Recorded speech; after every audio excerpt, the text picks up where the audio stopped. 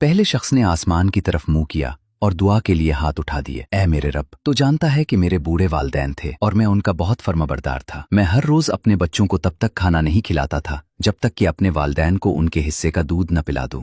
एक दिन मैं अपने खेत में दरख्तों की काट छांट में मसरूफ हो गया और अपने वालदैन के पास देर से लौटा। मैंने देखा कि वो दोनों मामूल के मुताबिक दूध पिए बगैर ही सो चुके थे। मुझे बहुत दुख हुआ और शदीद नदामत महसूस हुई और मुझे शर्म आई कि मैं उन्हें नींद से जगाऊं। मैं दूध का प्याला हाथ में लिए उनके बिस्तर के पास खड़ा रहा। मैंने खुद पीने से या अपने छोटे बच्चों को पिलाने से इनकार कर दिया। मैं सुबह तक यूं ही इंतजार करता रहा। फिर मेरे वालदैन जाग गए। उन्होंने दूध पिया और मेरा उज़्र कबूल किया।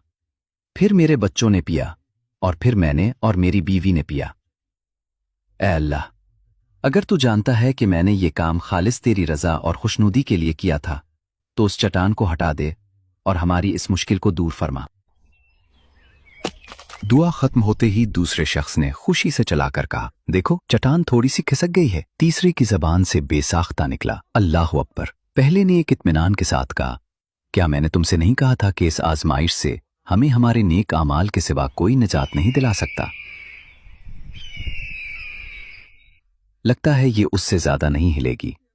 तीसरे शख्स की उम्मीद फिर टूटने लगी। तुम्हारा क्या मतलब है? ये तो ऐसा है जैसे कुछ हुआ ही नहीं। अगर मुझे यकीन था कि हम यहां से निकल जाएंगे तो अब मुझे मायूसी हो रही है। पहले ने समझाया, चट्टान थोड़ी सी खिसकी है और ये इस बात की दलील है कि हम सही रास्ते पर हैं। तीसरा अभी भी उलझन में था, सही रास्ते से तुम्हारा क्या मतलब है? पहले ने उसे तफसील से बताया, चट्टान उस वक्त हिली जब मैंने अपने एक पोशीदा नेक अमल के वसीले से अल्लाह से गिड़गिड़ा कर दुआ की, लेकिन मेरे पास उसके सिवा और कोई अमल नहीं। तो क्या तुम दोनों में से किसी के पास मेरी तरह कोई पोशीदा नेक अमल है? तीसरे ने नासमझी से पूछा, पोशीदा अमल से तुम्हारी क्या मुराद है? पहले ने वजाहत की, मेरा मतलब है ऐसा नेक अमल जिसे इंसान ने तमाम मखलूक से छुपा कर रखा हो और उसे अल्लाह के सिवा कोई न जानता हो। इस तरह उसने वो काम खालिस अल्लाह की रजा के लिए किया हो और उसमें किसी किस्म का दिखावा न हो। दूसरे शख्स को कुछ याद आया और वो फौरन बोला, हाँ मेरे पास एक पोशीदा नेक अमल है। पहले ने इश्तियाक से पूछा, वो क्या है? दूसरे शख्स ने अपनी कहानी शुरू की, ऐ मेरे रब, तू जानता है कि मैं एक खुशहाल इंसान था और पुरतायुश जिंदगी गुजार रहा था।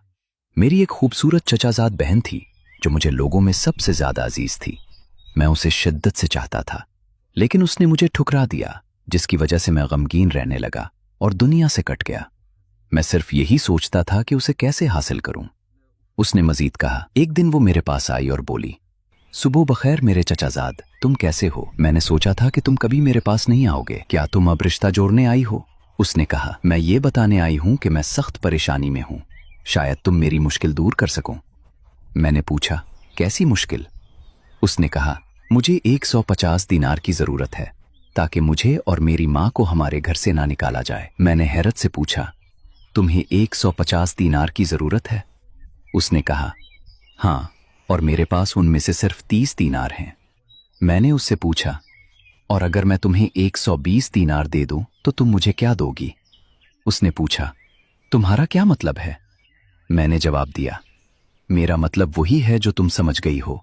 ऐ मेरी चचाजाद बहन, तुम्हें 120 दीनार की जरूरत है और मुझे तुम्हारी जरूरत है। तुम जानती हो कि मैं तुमसे मोहब्बत करता हूं, तो अगर मैं तुम्हें पैसे दूं तो तुम्हें अपने आप को मेरे हवाले करना होगा।